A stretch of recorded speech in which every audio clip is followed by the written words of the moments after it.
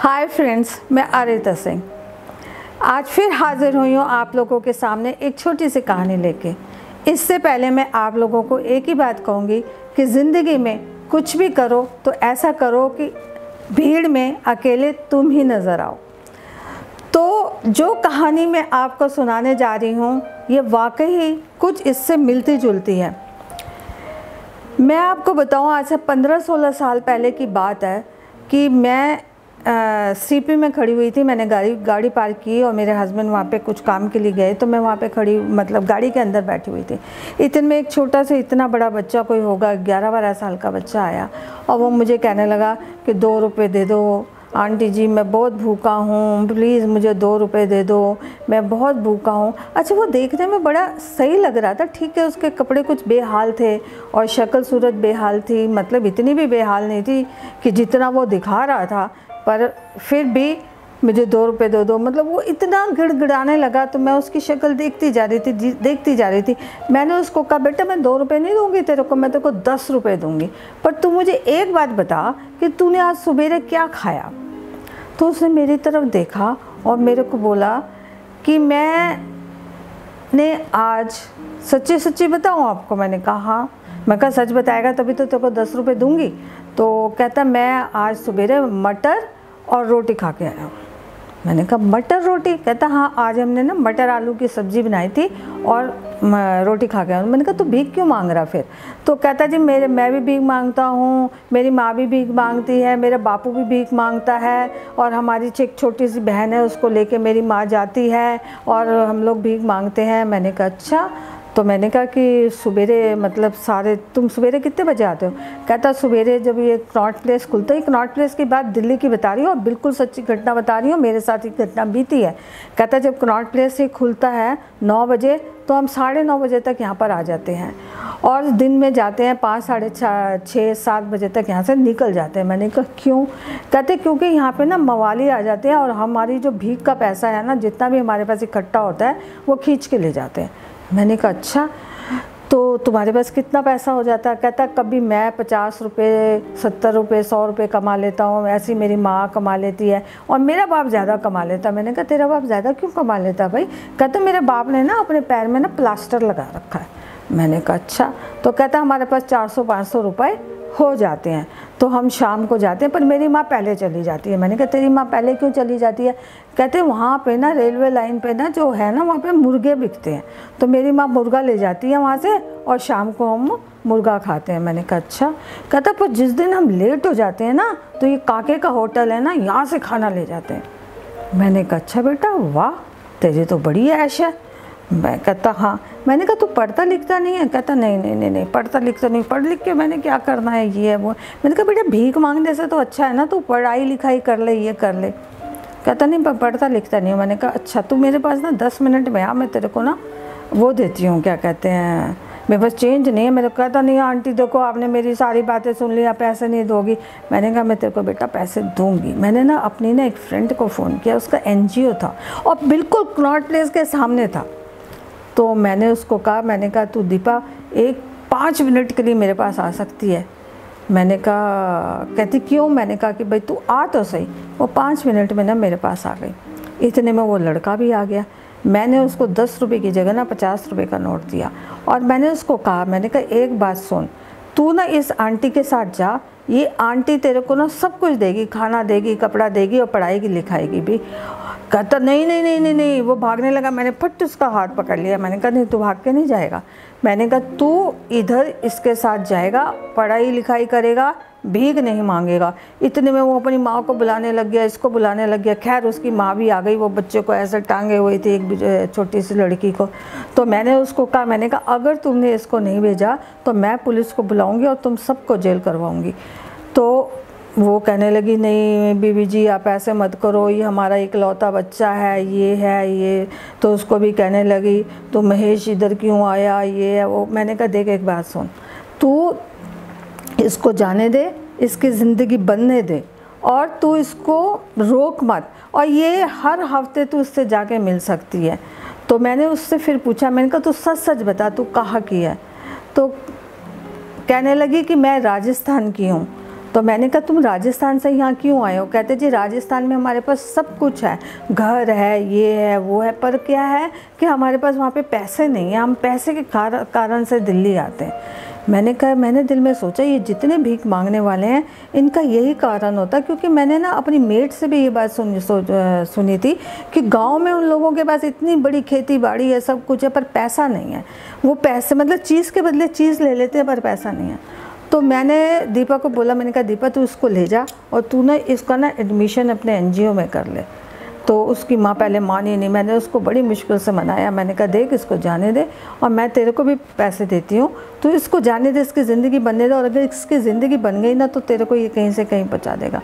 वो पहले कहने लगी नहीं जी नहीं, ऐसा हो ही नहीं सकता। मैंने कहा अच्छा मैं पुलिस की, मैंने उसको धमकी दी, मैंने झूठ मूठ ऐसे नंबर डायल किया। मैंने कहा हेलो पुलिस स्टेशन, तो वो कहते अच्छा बीबी जी ठीक है, हम इनके संग जाते हैं और हम जगह भी देख लेते हैं और हम जाएंगे, तो आप हमें तो नहीं पकड़वाओगी ना, तो हम तो यहाँ पे। मैंने कहा नहीं तुम भी भीख मत मांगो, पर इसकी ज़िंदगी बनने दो जो भी है। एनी हाउ वो चले गए, बात ख़त्म हो गई, आई गई हो गई, मतलब वो ले गई दीपा उसको। कभी कदार मेरी दीपा से फ़ोन पे बात होती रहती थी, क्योंकि वो मेरी फ्रेंड थी, तो मैं उसके बारे में पूछती थी, वो मेरे कामकाज के बारे में पूछती थी। कभी कदार वो मेरे को उसकी महेश के बारे में बात बता देती थी कि हाँ पढ़ाई लिखाई में तो वो बहुत अच्छा है, मैं उसको पढ़ा रही हूँ, ये है वो। I said okay it's all right, बात ख़त्म हो गई। ये बात को बीते हुए कोई 15-20 साल हो गए। अभी क्या हुआ, थोड़े दिनों की बात मैं आप लोग को बता रही हूँ कि मैं जा रही थी, तो एक लड़का बाइक पे पीछे से आया और उसने मेरी गाड़ी के सामने खड़ी हुई, हम लोग रेड लाइट पे खड़े हुए थे, तो उसने मुझे इशारा ऐसे किया। तो मेरे ड्राइवर ने कहा मैडम ये आपको कुछ कह रहा है। मैंने कहा क्या? कहता है ऐसे ऐसे इशारा करके ना ऐसे आगे की तरफ करने लग गया। तो मैंने कहा क्या है भाई ऐसे? तो कहने लगा मैडम जी मैं रोकूं? अच्छा शाम का समय था, वो कोई ऐसे होगा 7:30-8 का वक्त। तो कहता मैडम जी मैं रोकूं, ये लोग बदमाश लोग भी होते हैं, ये भी होते हैं। मैंने कहा बेटा डर मत, कोई बदमाश हमारा कुछ नहीं बिगाड़ सकता, तू रोक, साइड में रोक 1 मिनट। तो हम लोगों ने ना साइड में रोकी, उसने ना मेरी गाड़ी के आगे अपनी बाइक लगा दी। बाइक लगा के ना वो उतरा, और उतर के ना उसने मेरे ना विंडो खटखटाया। तो विंडो खटखटा के ना मैंने उससे ज़रा सा विंडो नीचे किया। मैंने कहा हाँ क्या बात है? तो कहने लगा आप 1 मिनट के लिए नीचे उतरेंगी। मेरा ड्राइवर कहने लगा नहीं मैडम जी नीचे मत उतरना, किसी भी हालत में नीचे मत उतरना। मैंने कहा बेटा इतना ट्रैफिक है, ये क्या कर लेगा, मेरे को मारेगा, किस लिए मारेगा, ये कुछ नहीं कर सकता। मैंने दिल में सोचा, मैंने कहा चल तू मेरे पीछे पीछे आ, मैंने अपने ड्राइवर को कहा। तो मेरे ड्राइवर ने ना हमारे मतलब उसके अंदर क्या कहते हैं, गाड़ी के अंदर वो पाना नहीं होता जिससे कि व्हील खोलते हैं, वो रखा हुआ था, वो अपने हाथ में ले लिया और मेरे साथ साथ आया। वो लड़के ने साइड में खड़ा हुआ, वो कहने लगा मैडम मेरे पैर छुए उसने कहा। मैंने कहा जी आपने मुझे पहचाना? मैंने कहा नहीं मैंने आपको नहीं पहचाना। कौन हो तुम? तो कहता मैं महेश हूँ। मैंने कहा कौन महेश? मैं भूल भी गई थी महेश कौन, ये वो। कहता जी वो टुनटुना जिसको मैं आपको कह रहा था, मेरा नाम टुनटुना, और मैं आपको मिला था कनॉट प्लेस में आज से 15-20 साल पहले। मेरे को ना पूरी कहानी रिवाइव हुई। मैंने कहा हाँ मुझे याद आया, जो तू भीख मांग रहा था, भूखा था उस दिन, पर तू मटर आलू की सब्ज़ी खाकर आया था। कहता हाँ मैडम जी बिल्कुल मैं वही हूँ। तो मैंने कहा तू इस हाल में कैसे? कहता जी आपकी दीपा मैम ने मुझे पढ़ाया लिखाया, उसके बाद मैंने कॉलेज में एडमिशन लिया और मैंने बीकॉम किया। कहा मैंने कहा बीकॉम किया? कहता हाँ जी मैंने बीकॉम किया। और अब उसने मेरे को कोई पता नहीं कौन सा पेंट बताया, क्रिस्टल पेंट पता नहीं कौन सा बताया, मेरे को याद नहीं आ रहा, कैपिटल पेंट बताया पता नहीं क्या।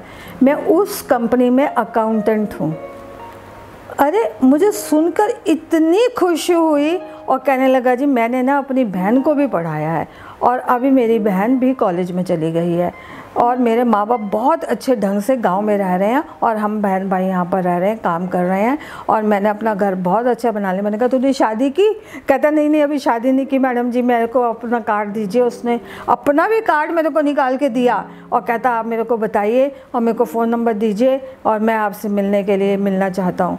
तो मैंने उसको अपना फ़ोन नंबर शेयर किया और मैंने कहा ज़रूर महेश, मेरे को तेरे को देख के बहुत ज़्यादा खुशी हुई। और मैंने उस समय दीपा को एकदम से फ़ोन किया। मैंने कहा दीपा तेरा स्टूडेंट जो तूने मैंने तेरे को दिया था महेश, कहती कौन महेश? मैंने कहा वो है ऐसा ऐसा। कहती हाँ, मैं कहती वो तो शायद कहीं पर नौकरी कर रहा। मैंने कहा वो आज मेरे सामने खड़ा है, उसने मुझे पहचान लिया। मैंने कहा और इसने एकदम से कहता मैडम जी आप गाड़ी में से मुझे दिखाई दी और मेरा दिल खुशी के मारे इतना, क्योंकि मैं चाह रहा था कि मैं आपसे मिलूँ। और मैंने एक बार दीपा मैम को भी कहा था, पर दीपा मैम कहने लगी कि नहीं वो अभी यहाँ नहीं रहती हैं, वो बाहर रहती हैं और जब भी आएंगी मैं कहूँगी, पर उन्होंने नहीं किया। पर मैं बहुत ज़्यादा खुश हुई और बहुत ही ज़्यादा मैंने उसको आशीर्वाद दिया और मैंने उसको कहा। तो देखिए ये कहानी मैंने आपको इसलिए सुनाई है कि कई लोग आजकल हम देखते हैं जगह जगह बच्चे भीख मांग रहे होते हैं, ये कर रहे होते हैं। अगर आप कुछ ऐसे लोगों को, ये NGOs को जानते हैं तो उन बच्चों की मदद कीजिए, चाहे उनके माँ बाप कुछ भी करें, उनको पुलिस की धमकी दीजिए, उनको सरकार की धमकी दीजिए, किसी भी, पर उन लोगों को या उनके माँ बाप को ये समझाइए कि अगर तुम्हारे बच्चे पढ़ लिख जाएंगे तो एक ना एक दिन कुछ बन जाएंगे। और महेश की कहानी उनको सुनाइए या महेश से उनको मिलवाइए। तो ये एक सच्ची कहानी है, बिल्कुल सही बोल रही हूँ। तो भीख बिल्कुल मत दीजिए। जो रास्ते में ये लोग खड़े रहते हैं, छोटे छोटे बच्चे आ जाते हैं, और मैं तो कई बार देखती हूँ कि वो बच्चों को गोद में लिए होते हैं, वो बच्चे ना खटखटा के वो बच्चे दे दे दे दे दे दे करने लगते हैं। तो that don't do like this, you know. उनको बिल्कुल भीख मत दीजिए। इन लोगों के पास गांव में सब कुछ है, सिर्फ पैसा नहीं है, जो यहाँ पे दिल्ली की सड़कों पे पड़े हुए हैं, दिल्ली को भी ख़राब कर रहे हैं और अपने बच्चों का फ्यूचर भी ख़राब कर रहे हैं। तो ये मेरी छोटी सी कहानी थी, बिल्कुल सच्ची कहानी थी जो मेरे साथ बीती है। उम्मीद है आपको पसंद आई होगी और आप भी इन लोगों की मदद करने की कोशिश करेंगे। तो मैं आपको फिर वही कहूँगी, अगर आप में कोई बात है तो दुनिया आपके साथ है। अगर आपको मेरी कहानी पसंद आई है तो हमारे चैनल MA एंटरटेनमेंट को सब्सक्राइब कीजिए, लाइक कीजिए और शेयर कीजिए।